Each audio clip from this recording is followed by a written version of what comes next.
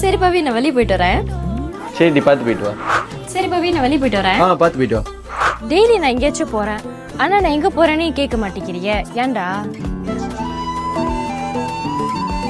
ச்சே, நம்ம மேல இவ்வளவு நம்பிக்கை வச்சிருக்கானா? இந்த காலத்துல ஒரு பையன் சந்தேகப்படாம இருக்கானா? நம்ப முடியலையே.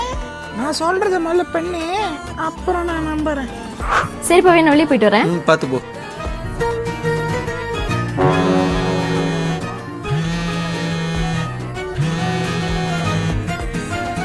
வெளியே வா. என்ன தனியா பேசுறா? ஒருவேளை லூசா இருப்பாளோ? ஒளிஞ்சு பார்த்தது போதும், வெளியே வா.